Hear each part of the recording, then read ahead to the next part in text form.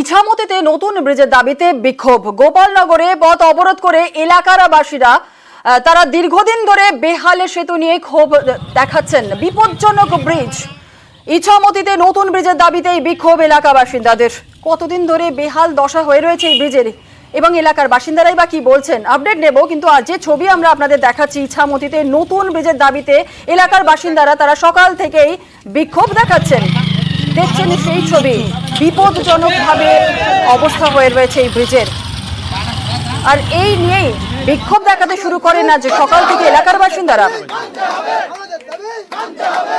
অনিরুদ্ধ কীর্তনী আমাদের প্রতিনিধি, সরাসরি চলে যাবো অনিরুদ্ধর কাছে। অনিরুদ্ধ, যে ছবি আমরা দেখলাম সকাল থেকে গ্রামবাসী এলাকার বাসিন্দারা যারা রয়েছেন তারা অবরোধ করছেন, কতদিন ধরে এই সমস্যার মধ্যে রয়েছেন তারা? বিপদজনক ব্রিজ যে ছিল এটা কি ঘোষণা করা হয়েছিল আগে থেকে?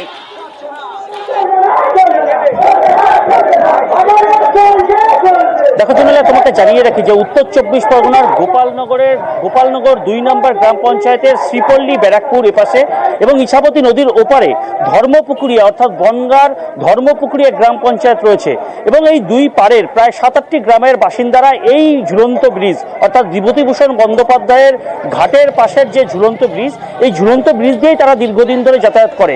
20 বছর প্রায় এই ব্রিজটির বয়স। এলাকার বাসিন্দাদের অভিযোগ, সাম্প্রতিককালে এই ব্রিজ জরাজীর্ণ অবস্থা এবং মৃত্যু ফাঁদে পরিণত হয়েছে। এই ব্রিজের সংস্কারের জন্য তারা পঞ্চায়েত অফিসে একাধিকবার জানানো সত্ত্বেও সংস্কার হয়নি। আজ গ্রামের বাসিন্দারা এই টালিখোলা সিন্দানি সড়ক অবরোধ করেছে।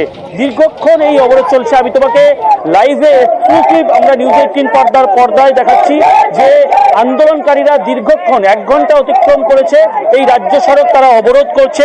তাদের একটাই দাবি, দীর্ঘদিন ধরে এই ব্রিজের বেহাল দশা, কিন্তু তারা সংস্কারের জন্য একাধিকবার আবেদন করা সত্ত্বেও এই ব্রিজ সংস্কার হয়নি। তারা চাইছে এই ব্রিজ নতুন ব্রিজ হোক, সেই দাবি তুলেছে। ইতিমধ্যেই গোপালনগর থানার পুলিশ এসে ঘটনাস্থলে পৌঁছেছে, পিডব্লিউডির আধিকারিকরা ঘটনাস্থলে পৌঁছেছে, তাদের সঙ্গে স্থানীয় বাসিন্দারা কথা বলছেন। পিডব্লিউডির আধিকারিকরা কিন্তু সাধারণ মানুষের কাছে ইতিমধ্যেই আবেদন করেছেন।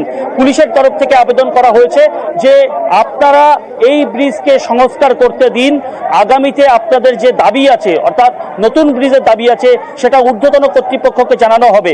কিন্তু এখনো আন্দোলনকারীরা এর আগে ঘোষণা করাই হয়েছিল, কিন্তু সংস্কার কেন এত দেরিতে হলো?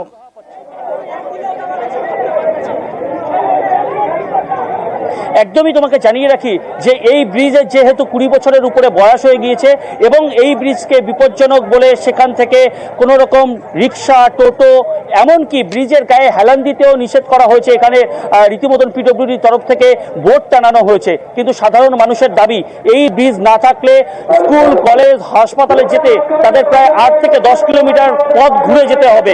যদি এই ব্রিজ সংস্কার করা হয় বা এখানে অন্য কোনো ব্রিজ তৈরি করে দেওয়া হয় তাহলে তাদের এই ভোগান্তিতে পড়তে হবে না। সেই দাবি তারা পঞ্চায়েতের কাছে রেখেছিল এবং আগে যে সমস্ত ঊর্ধ্বতন কর্তৃপক্ষ এখানে এসেছিল তাদের কাছে রেখেছিল। দীর্ঘক্ষণ ধরে তাদের এই অবরোধ চলছে। তারা এখনো তাদের অবস্থানে অনড় যে এই ব্রিজ যতক্ষণ না পর্যন্ত নতুন ব্রিজের দাবি তারা মানছেন, অর্থাৎ পিডব্লিউডির তরফ থেকে তাদের কাছে কোনো রকম আশ্বাস দেওয়া হচ্ছে, ততক্ষণ তাদের এই অবরোধ চলবে। জুনেলা, তোমাকে আবারও জানিয়ে রাখি যে 1 ঘন্টা অতিক্রম করেছে, গোপালনগর থানার পুলিশ এসছে, একাধিকবার এই অবরোধ তুলবার চেষ্টা করেছে, পিডব্লিউডির আধিকারিকরা এসছে, কিন্তু কোন রকম অবরোধ ওঠানোর দাবি তারা এখনো অনড়। যে তারা বলছেন যতক্ষণ না পর্যন্ত তাদের দাবি মানা হবে ততক্ষণ এই অবরোধ চলবে। জুনেলা, একেবারে অনুরোধ আরেকটুখানি, তোমার সামনাসামনি অনেক এলাকার বাসিন্দারা যারা রয়েছেন, যারা একেবারে সেই ছবি আমরা দেখলাম। ইছামতিতে নতুন ব্রিজের দাবিতে বিক্ষোভ, গোপালনগরে পথ অবরোধ করেছেন এলাকা বাসিন্দারা। সকাল থেকে দীর্ঘদিন ধরে বেহাল সেতু নিয়ে তারা ক্ষোভ উগরে দিয়েছেন। বিপজ্জনক ব্রিজ ঘোষণা হলেও সংস্কারের দেরিতেই হচ্ছে, সংস্কার হচ্ছে না। সমস্যায় রয়েছেন এলাকার প্রায় 10,000 মানুষ।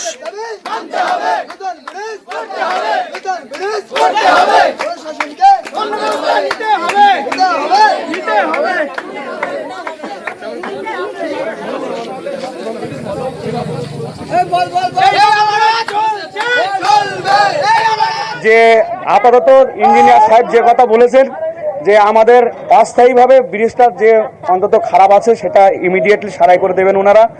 তারপরে আমাদের যে প্রপোজালটা জেলাতে পাঠিয়েছে সেই জেলার অনুমোদন হয়ে আসলে পরে এই ব্রিজটা আপাতত সারাই হবে।